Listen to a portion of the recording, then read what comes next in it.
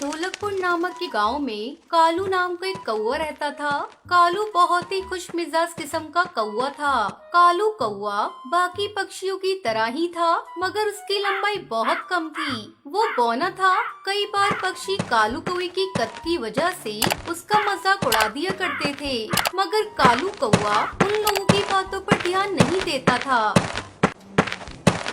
अरे भाइयों, हाँ तुम सभी यहाँ चाय पीने आते हो या लड़ाई करने आते हो अभी मैं तुम पक्षियों को हंसाता हूँ, फिर तुम सभी लड़ना तो एकदम बंद ही कर दोगे, वो भी अभी के अभी।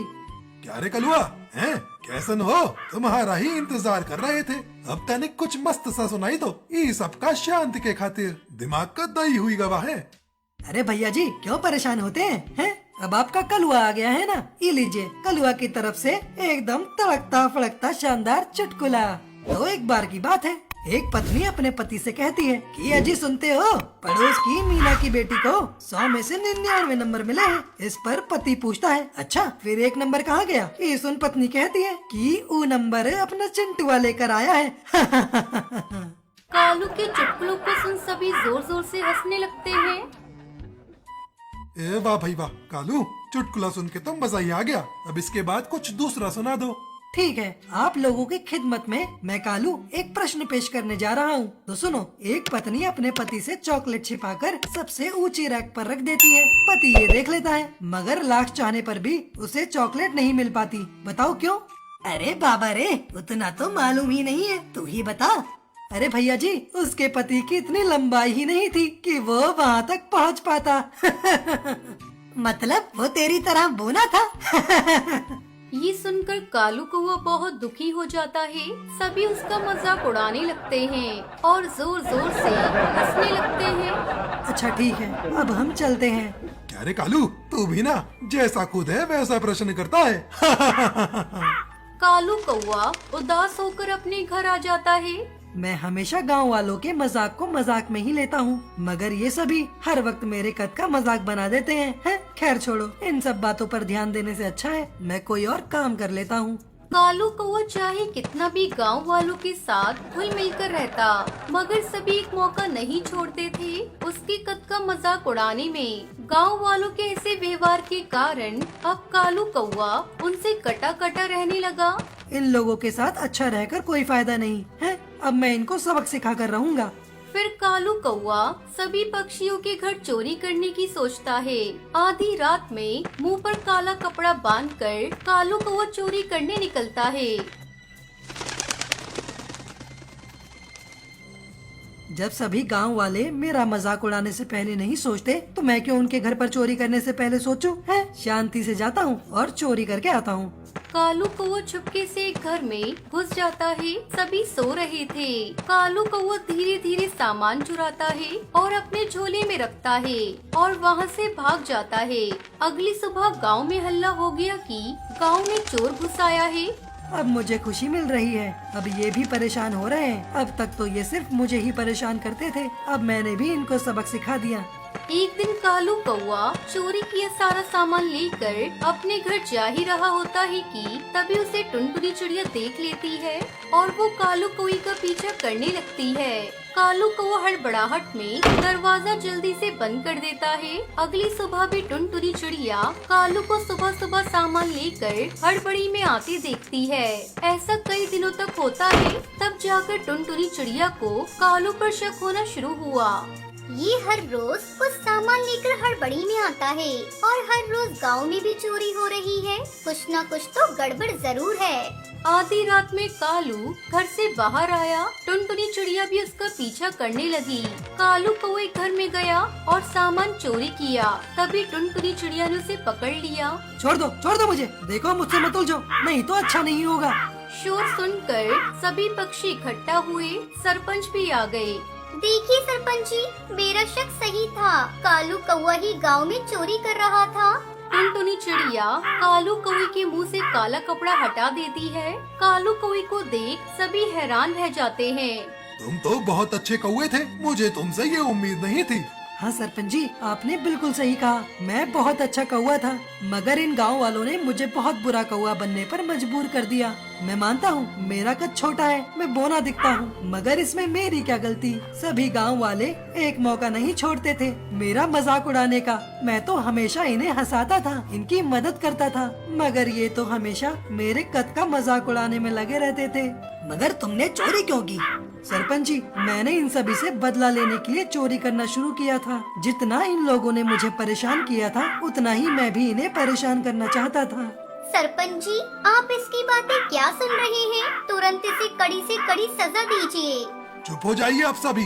आज आप लोगों के वजह से एक अच्छे पक्षी को बुरा बनना पड़ा, और आप पक्षी चाहते हैं कि मैं इसे कड़ी से कड़ी सजा दूं। अगर इसका कद छोटा है, ये बौना है, तो इसमें इसकी क्या गलती? कालू, तुम भी आज से चोरी करना छोड़ दो, और कोई भी तुम्हारा मजाक उड़ाए तो मुझे बताना।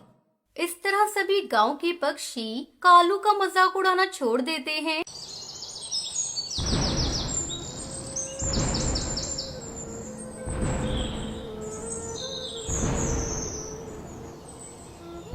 रामपुर गांव में बबली कबूतरी अपने बेटे बंटी और बहू टुनटुनी के साथ रहती थी। बंटी के पास एक पुश्तैनी खेत था, पर बंटी उस पर खेती नहीं करता था। उसकी माँ उसे बार बार खेती करने के लिए कहती थी।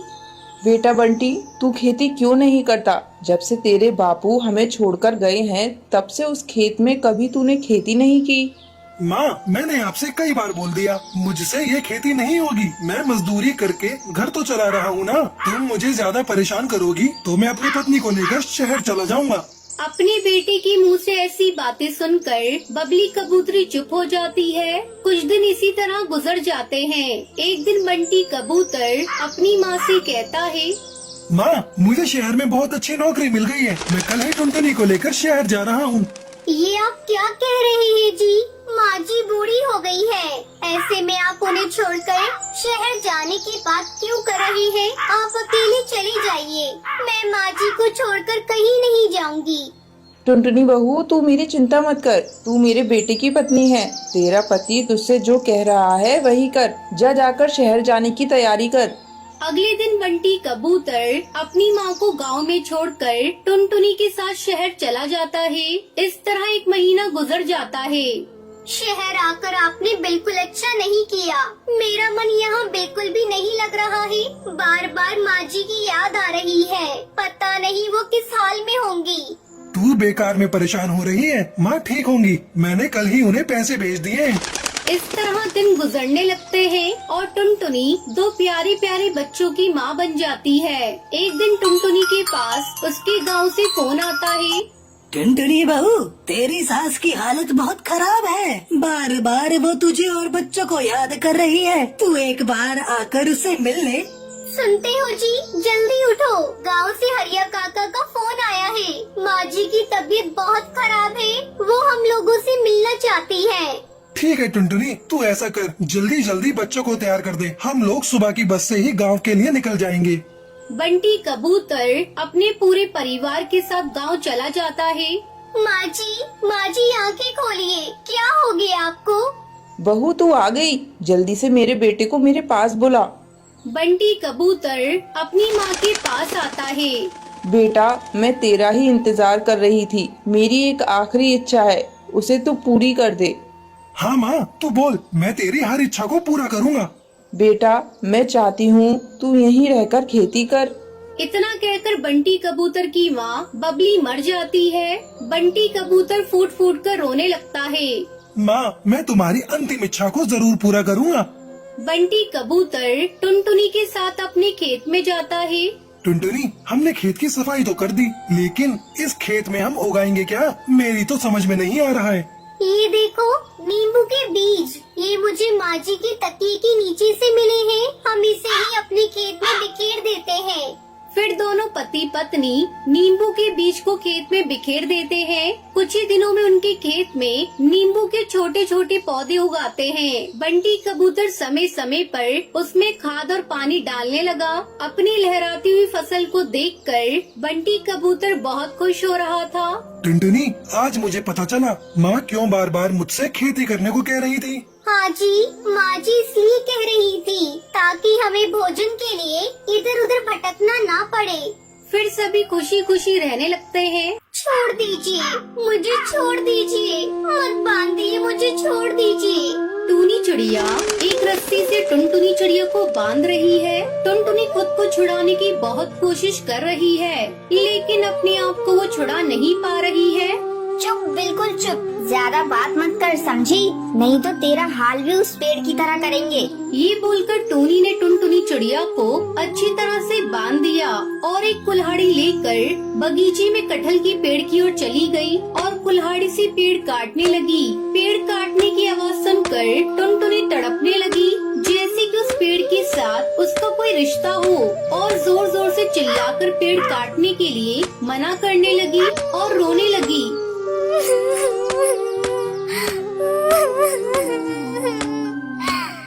मत काटिए उस कटहल की पेड़ को, मत काटिए, छोड़ दीजिए उस पेड़ को, मत काटिए। लेकिन वो पेड़ काट देती है और इधर टुनटुनी रोते रोते बेहोश हो जाती है। मगर उस कटहल के पेड़ के साथ टुनटुनी का क्या रिश्ता है? आखिर उसके साथ ये चिड़िया ऐसा क्यों कर रही है? इसमें गलती किसकी है? ये जानने के लिए हमें थोड़ा पीछे जाना होगा। टुनटुनी के पिता का नाम टुन्नू लाल है, लेकिन टूनी उसकी असली माँ नहीं है। टूनी उसकी सौतेली माँ है। उसकी असली माँ का नाम रानी था। टुनटुनी अपनी माँ और पिता के साथ खुशी खुशी रहती थी। रानी चिड़िया को बगीचे का बहुत शौक था। वो पूरा दिन बगीचे में रंग बिरंगे फूल उगाने में लगी रहती थी। टुनटुनी भी माँ के साथ बगीचे में काम करती थी। उस घर का आंगन हमेशा खिला खिला रहता था। एक दिन रानी चिड़िया बाजार से कटहल के पेड़ का बीज लाई और बगीचे में उसे लगा दिया। माँ, ये कौन सी पेड़ का बीज है? कटहल का बीज है बेटी। जब ये पेड़ बड़ा होगा तब इसमें बड़े बड़े कटहल पकेंगे, और अगर तब मैं नहीं रही तो तुझे इस पेड़ को देखकर मेरी याद आएगी। ऐसा मत कहिए माँ, आप हमेशा हमेशा के लिए मेरे साथ रहेंगी, वादा कीजिए। अच्छा बाबा, अच्छा, मैं वादा करती हूँ कि मैं हमेशा तेरे साथ रहूंगी। रानी चिड़िया टुनटुनी को गले लगा लेती है, लेकिन तभी उसका सर चकरा जाता है और वो बेहोश हो जाती है। माँ, क्या हुआ माँ? माँ, आँखें खोलो। तभी टुन्नू लाल वहाँ पर आता है और रानी चिड़िया को अस्पताल लेकर जाता है। वहाँ पता चलता है कि रानी को ब्रेन ट्यूमर है। वो ज्यादा दिन इस दुनिया में नहीं रह सकती है। ये सुनकर टुनटुनी बहुत रोती है। उसके कुछ दिन बाद रानी चिड़िया की तबीयत और भी खराब होने लगती है। एक दिन वो तड़प रही होती है और टुनटुनी उसके पास खड़ी होकर कहती है, माँ, आपने तो वादा किया था कि आप मुझे छोड़कर नहीं जाएंगी, तो फिर क्यों जा रही हो माँ? मुझे भी ले चलो अपने साथ माँ, मत जाओ माँ, मत जाओ। ये सुनकर रानी चिड़िया मुस्कुराती हुई कहती है, मैं अपना वादा पूरा करूंगी बेटी, जरूर पूरा करूंगी। ये बोलते हुए रानी चिड़िया की आंखें बंद हो जाती है और रानी चिड़िया चल बसती है। टुनटुनी फूट फूट कर रोती है, मगर टुन्नू लाल नहीं रोता। वो खुश है कि वो दूसरी शादी कर सकता है। रानी चिड़िया का अंतिम संस्कार किया जाता है और उसके ठीक 2 दिन बाद टुन्नू लाल दूसरी शादी करके टूनी चिड़िया को घर ले आता है। ये क्या पिताजी, माँ को गए हुए 2 दिन भी नहीं हुए और आपने दूसरी शादी कर ली? चुप रह समझी, मुझे तुझसे परमिशन लेकर कुछ करना पड़ेगा क्या? बाप रे, इतनी छोटी उम्र में इतनी बड़ी बड़ी बातें करती है तुम्हारी बेटी। इसे तो मैं अच्छे से सबक सिखाऊंगी। टुनटुनी को समझ आ जाता है कि अब इस घर में उसका जीना हराम होने वाला है। घर के आंगन में जो फूल थे वो मुरझा जाते हैं, पूरा बगीचा सूख जाता है। बस एक छोटा सा कटहल का पेड़ मिट्टी से निकलने लगता है और इसके बाद टुनटुनी के ऊपर सौतेली माँ टूनी का अत्याचार शुरू होता है और एक गलती होने पर टूनी चिड़िया टुनटुनी को बहुत मारती है। इतना भी नहीं सीखा करमचली, तेरी माँ ने कुछ नहीं सिखाया तुझे, ये ले। माँ, बचाओ, बचाओ माँ। टुनटुनी चिल्लाती तो रहती है, मगर चिल्लाकर कोई फायदा नहीं होता। कुछ ही बार टुन्नू लाल बीमार पड़ जाता है और उसका देहांत हो जाता है। ऐसे ही दिन बीतने लगते हैं। ए टुनटुनी, जा मेरा जूता साफ कर दे, मुझे बाजार जाना है, जा जल्दी कर, तू इसी काम के लायक है। ये सब सुनकर टुनटुनी को बहुत बुरा लगता है, लेकिन वो करे भी तो क्या करे। वो चुपचाप टूनी के जूते साफ कर देती है और उसके बाद टूनी चिड़िया बहुत सारे बर्तन और कपड़े लाकर उसके सामने रख देती है और जल्द से जल्द साफ करने के लिए कहती है। इतने सारे काम करते करते टुनटुनी थक जाती है और थोड़ा आराम लेने के लिए बगीचे में जाती है। वो कटहल का पेड़ अभी बहुत बड़ा हो गया है। टुनटुनी उसके नीचे बैठती है और रोती रहती है। माँ, आप कहाँ चली गई माँ? आप अगर होती तो मुझे ये दिन नहीं देखना पड़ता माँ। तभी वहाँ पर रानी चिड़िया की आवाज सुनाई देती है। बेटी, मैं तो यहीं पर हूँ बेटी। टुनटुनी चौंक जाती है। वो इधर उधर देखने लगती है। तभी वो आवाज फिर से सुनाई देती है। बेटी, इधर उधर मत देख, मैं इस पेड़ में ही हूँ। मैंने तुझसे वादा किया था ना कि मैं तुझे छोड़कर कहीं भी नहीं जाऊंगी, इसलिए मेरी आत्मा इस पेड़ के अंदर ही समा गई है। मैं इतने दिन से सब कुछ देख रही हूँ। टुनटुनी पेड़ को जकड़ लेती है। माँ, माँ आप यहाँ हो, मेरी माँ। तू चिंता मत कर बेटी, आज से सब कुछ मैं कर दूंगी। जाकर देख, तेरा सारा काम खत्म हो गया है। टुनटुनी जाकर देखती है कि सारे बर्तन साफ हैं, सारे कपड़े धुले हुए हैं। टुनटुनी तभी सौतेली माँ के पास जाती है और कहती है कि सारा काम खत्म हो गया है। टूनी आश्चर्यचकित हो जाती है। इतनी जल्दी काम कैसे खत्म हो सकता है? ठीक है, अब खाना बना ले। टुनटुनी रसोई में जाती है और देखती है कि खाना भी बनकर तैयार है। ऐसे ही चुटकी में उसका सारा काम हो जाता है। ऐसे ही कुछ दिन बीत जाते हैं। मैं कुछ दिन से देख रही हूँ, ये टुनटुनी सभी काम इतनी जल्दी से कैसे कर रही है? टूनी चिड़िया टुनटुनी का पीछा करती है और देखती है कि टुनटुनी उस कटहल के पेड़ के पास जाकर पेड़ के साथ बातें कर रही है। इधर बर्तन और कपड़े अपने आप साफ हो जा रहे हैं। अच्छा, तो ये बात है। इसकी माँ तो सच में चुड़ैल निकली और ये पेड़ ही सारी समस्या की जड़ है ना। मैं आज ही उस पेड़ को काट दूंगी। ये बोलकर टूनी चिड़िया टुनटुनी को पकड़कर लाती है और टुनटुनी को रस्सी से बांधने लगती है।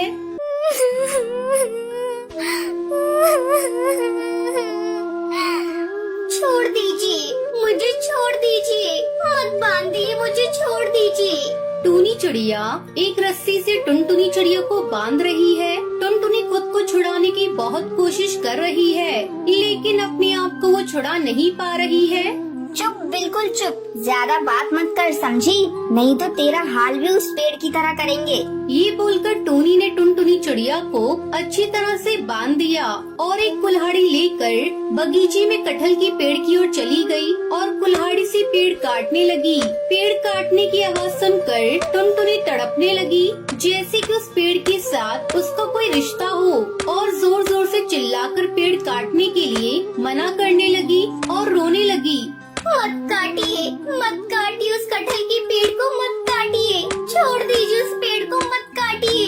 लेकिन वो पेड़ काट देती है और इधर टुनटुनी रोते रोते बेहोश हो जाती है। पेड़ काट कर टूनी चिड़िया बहुत खुश होती है। उस पेड़ पर एक कटहल लगा हुआ था। टूनी उस कटहल को पेड़ से तोड़ती है और उस कटहल को काटती है। टुनटुनी को होश आ जाता है। टूनी कहती है, ये देख, तेरी माँ के लगाए हुए पेड़ को काट दिया। ये ले, तू भी इस कटहल से थोड़ा सा खा ले, इसके बाद तो तुझे और नहीं मिलेगा।